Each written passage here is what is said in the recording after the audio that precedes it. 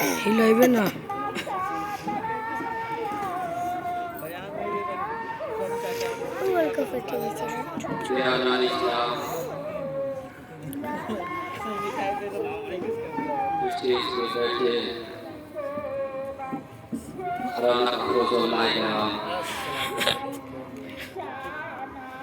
पर्दे की आड़ से सुनने वाली मेरी प्यारी माँ और बहन, अस्सलामु अलैकुम व रहमतुल्लाहि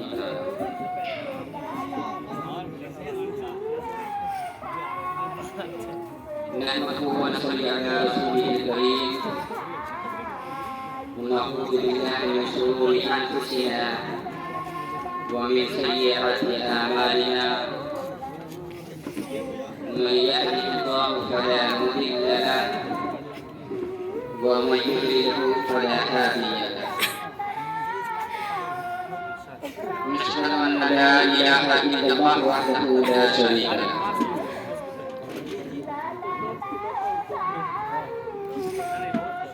बिरादरान इस्लाम हमारे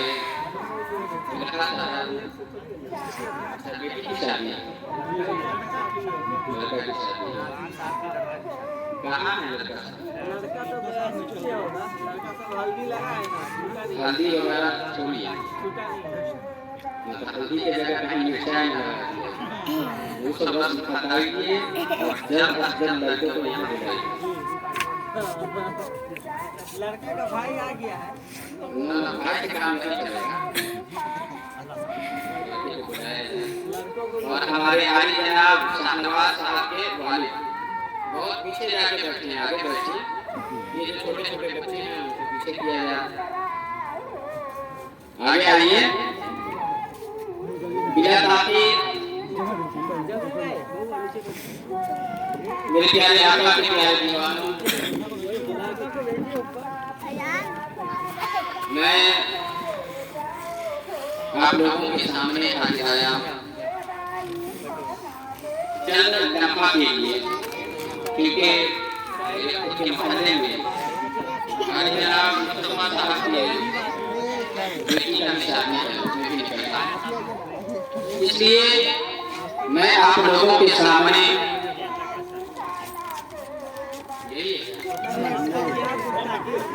नौकरी है लड़का का नौकरी है क्योंकि उन्हीं के लिए उनको बोलिए ना निकालने के लिए। ओ स्टार्ट मार लड़का का भाई क्या ही ना हट गया है। अच्छा लाने जा कुव्वते फिक्र अमल पहले फना होती है, कुव्वते फिक्र अमल पहले फना होती है, फिर किसी कौम की शौकत को सवार।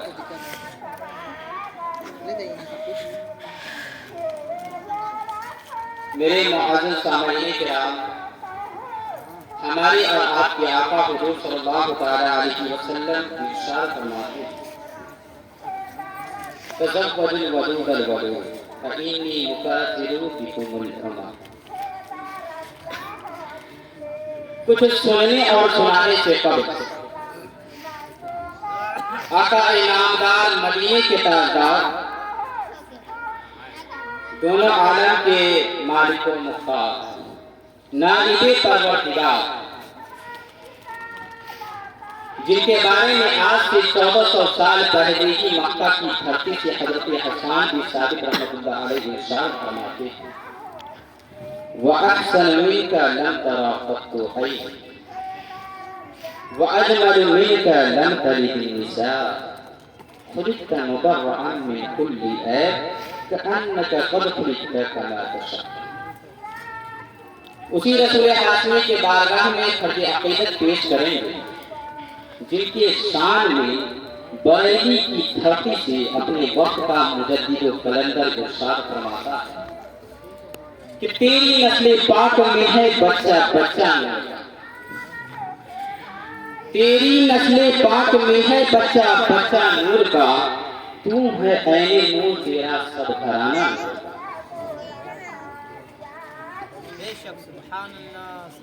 अज़ा मुनाफिला, जिनके बारे में खुद रब्बे कदीर सुनारे कुरान मुक़द्दस में कहीं यासी कहा तो कहीं कहा, कहीं मुदस्सिर कहा तो कहीं मुज़म्मिल। रहमतों की बात आई तो वमा अरसलनाका इल्ला रहमतल लिल आलमीन का खिताब फरमाया। हज़रत अब्दुल्लाह के जिगर बारे और हम गुनहगार उम्मतियों की कस्तियों के हम किनारे। अरवाहुना फिदा मचल करके सब लोग बाआवाज़ बुलंद पढ़िए, अल्लाहुम्मा सल्ली अला सय्यिदिना शफीइना हबीबिना मौलाना मुहम्मद सल्लल्लाहु अलैहि वसल्लम। सल्लल्लाहु अलैहि वसल्लम अलैहि सल्लल्लाहु अलैहि वसल्लम। अभी तक नहीं आया, ये बुला दो ना यार, आज बुला दो क्या लड़का को बुलाइए। तो आप ही लोग लड़का दूसरे के लिए बन जाइए। नहीं, हम लोग लड़का कैसे? मेरे प्यारे दोस्तों, आज इस दुनिया के अंदर आप लोग एक नारा सुन रहे हैं, तो नारा है हम दो और हमारे। नारा सुन रहे हैं, एंटी एंटी नारा लग रहा है हमारे मौत से। वक्त कम है, मौलाना जमाल साहब कह रहे हैं, मैं बस चंद अल्फाज आपके सामने पेश करूं क्योंकि दूसरे मैटर में जाना है।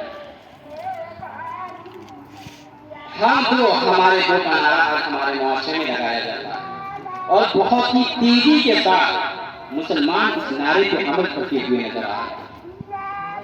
मेरे दोस्तों, हम दो शरीयतन देखा जाए तो क्या हम सिर्फ दो ही हो सकते हैं? इस्लाम में तो चार चार की इजाजत है ना, तो हम पांच भी तो हो सकते हैं। फिर हमारे माइंड को कैप्चर करने की कोशिश की जा रही है क्योंकि हम भारत में रहते हैं और जनसंख्या का कितनी लोग हैं आजादी के बाद, आप आपको भी जानते हैं, बोलने की जरूरत नहीं। तो हम पांच का भी नारा लग सकता है, सिर्फ हम दो की नारा क्यों लग रहे हैं? सोचिए। टुडे माय टॉपिक इज इस्लाम में चार शादी क्यों जायज? इस मौजूद पे मैं आपके सामने गुफ्तगू करूंगा। मेरे दोस्तों, आज एक ही शादी होते होते लड़का का उम्र 30 साल हो जाता है, तो दूसरी शादी कब होगी भाई? कब्र में जाने के बाद। और शादी करना क्या, ये मुझे बताया आप लोग, बताइए। आप जानते हैं, पहले आप स्टेज के जो लोग बैठे हैं ये तो जानते ही हैं, आप बताएं शादी करना क्या? मौका महल के एतबार से फर्ज भी है, वाजिब भी है, सुन्नत भी है कि नहीं? मेरे दोस्तों, अब कुछ लोग इस नारा पे अमल करते हैं कि हम दो शादी कर लिए, लड़का एक लड़की, हम दो। अब हमारे दो ये सोच करके ये नारा पे अमल करते हैं कि एक लड़का हो जाए और एक लड़की हो जाए, कहानी खत्म हो जाए। तो ऐसे नारा पे अमल करने वाले को कभी कभी मौला बुद्धू को बेटे ताकि उसको समझ में आ जाए, या तो दोनों बेटी दे दे तब जाके हक्का बक्का रह जाता है कि भाई बात क्या। अब तो हम दो हमारे दो का नारा नहीं चलने वाला, हम दो हमारे ठीक होने वाले, हम दो हमारे साथ। और ज्यादा बच्चा पैदा करना इस्लाम की बात है कि अच्छा है, ये झुक के जो, लेकिन आज बहुत लोग इसमें सवाल कर रहे हैं कि ज्यादा बच्चा क्यों लेंगे? मौलवी साहब पालिएगा, फिर इसका इस सवाल का जवाब कौन देगा?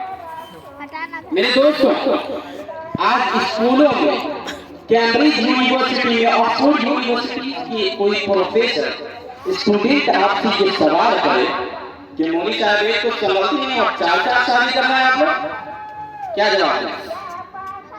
कोई सवाल कर लिया आपसे, क्या जवाब दें? अगर आपके पास जवाब नहीं होगा और वो लॉजिकली आपको जवाब देंगे तो आप उसकी बात को सुनेंगे कि नहीं सुनेंगे? अगर वो सुनेंगे तो आप उसके बात पे अमल नहीं करेंगे। मोदी या योगी भेज रहे हैं हमारे लिए या हमारी जिहालत भेज रहे हैं हमारे लिए? सोचिए। 53 तलाक गुनाह है, शरीय विदाया में भी लिखा हुआ है, हमारे शरीयत में लिखा हुआ है, और ना जानते। तो फिर गुनाह मतलब गुनाह नहीं होनी चाहिए ना, तो फिर 53 तलाक को खत्म कर दो ना। आप कहेंगे हाँ 53 तलाक को खत्म कर दो, मोदी भेज रहे हैं हमारे लिए या हमारी जिहालत भेज रहे हैं? सोचिए, समझिए। अगर कोई कैम्ब्रिज यूनिवर्सिटी, ऑक्सफोर्ड यूनिवर्सिटी के वाइस चांसलर आपसे ये सवाल करे भाई आपसे कुछ संभलती नहीं है और चाचा की बात कर रहे हो आप। इस सवाल का जवाब कौन देगा? मैं दूंगा आप लोगों को इस सवाल का जवाब। और ऐसा नहीं कि मैं ही जवाब दे सकता हूँ, दे सकते हैं उलमाए किराम। क्या है? एक खातून 9 महीने प्रेग्नेंट रहती है, को भी जानते हैं, और वो बच्चा जो है 6 महीने भी हो सकता है और 2 साल के अंदर भी हो सकता है। जी हाँ, इस्लाम का मसला याद रखिएगा। 9 महीने में होना जरूरी नहीं है, 6 महीने भी हो सकते हैं। और 6 महीने में हो जाए हमारे माशरे में कहाँ सोशल मीडिया से तेज लोगों का गांव के अंदर अफरा तफरी शुरू हो जाते हैं। 9 महीना प्रेग्नेंट थी, बच्चे के तवल्लुद के बाद निफास का पीरियड है जो कि 1 दिन से लेकर के 40 दिन है कमोबेश। और मैं नाम जानते हैं हैंड टू हैंड भी कोई पाक हो सकता है, जैसे फातिमा तो ज़हरा रज़ियल्लाहु ताला अन्हा, आप हैंड टू हैंड पाक हो गई थी। 40 दिन निफास के एमसी पीरियड जो कम से कम 3 दिन और ज्यादा से ज्यादा 10 दिन है, विकाया वगैरह हिदाया वगैरह में लिखा हुआ लोग इसमें भी ये एमसी पीरियड कम से कम 10 दिन।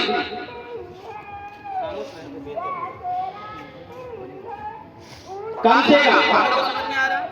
मैं नाजिर साहब को पहले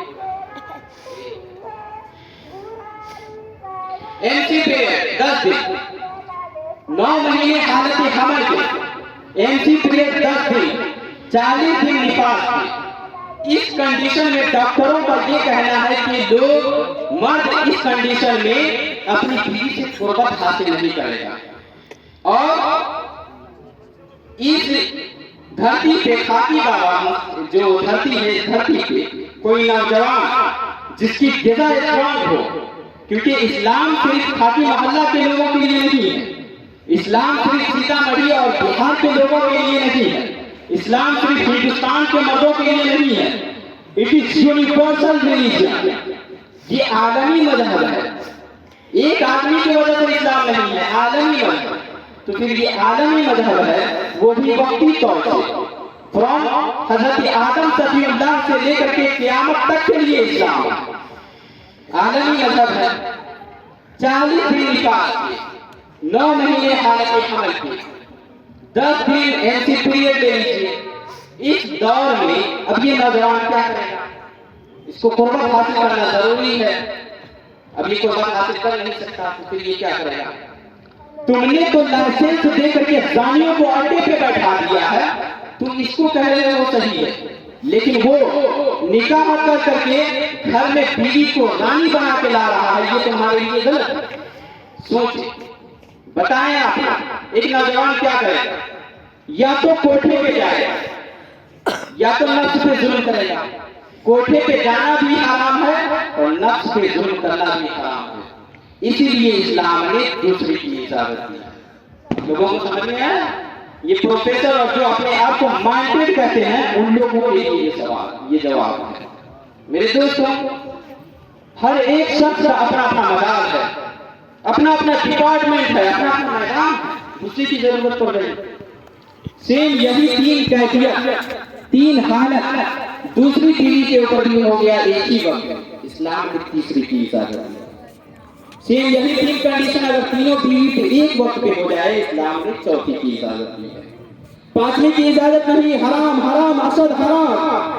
अब कोई ऑक्सफोर्ड और जेएनयू वाला ये आपसे सवाल करे कि मौलाना साहब 5 बीवी पे, 4 बीवी पे एक वक्त पे ये 3 कैफियत आ सकते हैं, तो फिर 5वीं की इजाजत क्यों नहीं?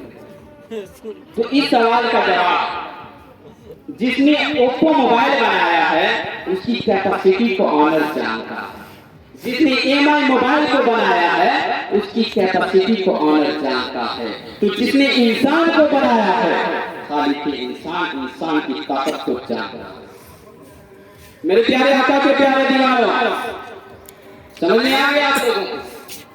अब हम लोगों को हुजूर मुहद्दिस कबीर, हुजूर ताजुल शरिया अफजल रजा खान, ये जो नबी के खलीफा के खलीफा है, अब इन्हीं के बात को हमको मानना पड़ेगा, इन्हीं के बात को समझना है। अगर हम उनके बात को नहीं समझे तो फिर आज के दौर में हम गलत राह पे जरूर चले जाएंगे, क्योंकि इस हिंदुस्तान के अंदर ईमान के लुटेरे तो घूम ही रहे हैं। हमारे जैसे दाढ़ी मूंछ टोपी वगैरह रख करके पैसे के लुटेरे भी घूम रहे हैं। बच के रहिए आप लोग। घर बांधने के नाम पे 50-50 हजार रुपया तलब करने वाले भी घूम रहे हैं।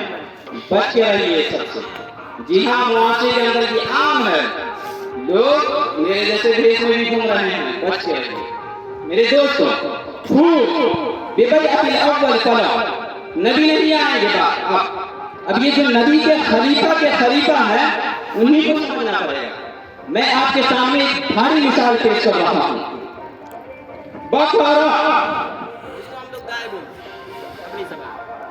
उसकी कुर्बानी जायज है या नाजायज? बोलिए जायज है। जायज है, जाहिर सी बात है, सब लोग जानते हैं जायज है। आला हजरत के बारगाह में एक आदमी मसला पूछने आया कि हुजूर, ये बकरा की वजह से हिंदुस्तान में इख्तिलाफ हो रहा है, लोग मारे जा रहे हैं, मॉब लिंचिंग के नाम पे खुलेआम मुसलमानों को कत्ल किया जा रहा है। इस जानवर को छोड़कर दूसरे जानवर कर लेते हैं ना, ऐसे भी ये फर्ज वाजिब नहीं है, सुन्नत इब्राहिमी है, इसको छोड़ देते हैं, दूसरे जानवर कर लेते हैं हम लोग। आला हज़रत का जवाब आपको सुनिए। वो फरमाते हैं कि जिस सुन्नत पे अटैक हो रहा, जिस सुन्नत को मिटाने की कोशिश चल रही है, जिस मुस्तहब पे अटैक हो रहा हो, जिस मुस्तहब को मिटाने की कोशिश चल रही हो, तो फिर ऐसे माहौल और ऐसे कंडीशन में उस सुन्नत को बचाना हम उलमा के पास। अब भारत में बकरा की कुर्बानी जायज नहीं, बकरा की कुर्बानी सुन्नतों मुस्तहब नहीं बल्कि वाजिब है, वाजिब। और सुनिए, अभी हिंदुस्तान के अंदर 53 तलाक, हिंदुस्तान के अंदर तीसरी और दूसरी शादी पे अटैक हो रहा है, इसको बचाना हम उलमा पर वाजिब है। और सुने, अभी तो उलमा कर भी रहे हैं, आने वाले दिन में जब ये उलमा भी नहीं करेंगे ना, ऐसे माहौल और ऐसे कंडीशन में लोग इस सुन्नत को हिकायत की नजर से देखेंगे। और ऐसे माहौल और ऐसे कंडीशन की वजह से आज से 1400 साल पहले मक्का की धरती से हम सबों के आका हुजूर सल्लल्लाहु अलैहि वसल्लम इरशाद फरमाते हैं, मन तमस्सक सुन्नती इंदा फसाद उम्मती फलहु अजर शहीद। जिसने मेरी सुन्नत को पकड़ करके रख लिया, उसको शहीदों का सवाब मिलता है। मेरे दोस्तों, तो ऐसे माहौल और ऐसे कंडीशन, जिस कंडीशन पे हिंदुस्तान के अंदर, भारत के अंदर हमारे शरीयत पर तरह तरह के कानून लागू हो रहे हैं, ऐसे माहौल में हमें और आपको अपनी शरीयत बचाने की जरूरत है। और बचेगा कैसे? जब हम अपने बच्चों को आलिम बनाएंगे तब।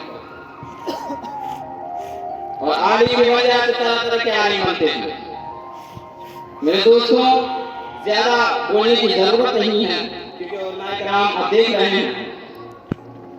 बस मैं अपनी मुख्तसर सी गुफ्तगू यहीं पे खत्म करूंगा और एक बात फिर आपको बताऊंगा कि इस दुनिया के अंदर तरह तरह के देश वाले आपको मिलेंगे, बच के रहिए। बादशाह कहता हूं मैं आप लोगों को खूब बच के रहिए, वरना सारी टोपी वाले सब सही नहीं होते हैं, याद रखिएगा। ईमान के लुटेरों के साथ ही साथ पैसे के जो लुटेरे हैं उनसे भी बच कर रखिए, बहुत ही जरूरी है। बस मैं अपनी मुख्तसर सी तकरीर को यहीं पे खत्म करना चाहता हूँ। बोलने में किसी भी तरह की गलती हो गई हो मौला तो रहमान रहीम गफ्फार करीम है, मैं गुनहगार सिकार हूँ। मेरे साथ आप लोग सब लोग पढ़ लीजिए ला इलाहा इल्लल्लाह मुहम्मद रसूलुल्लाह सल्लल्लाहु अलैहि वसल्लम। चमन रहा तो फूल खिलेंगे, जिंदगी रहा तो फिर मिलेंगे। मुसाफिर हैं हम भी, मुसाफिर हो तुम भी, किसी मोड़ पर फिर मुलाकात होगी। फकीर आने आए सदा कर चले, सदा खुश रहो, वो दुआ कर चले। वहाँ अस्सलामु अलैकुम व रहमतुल्लाहि व बरकातहू।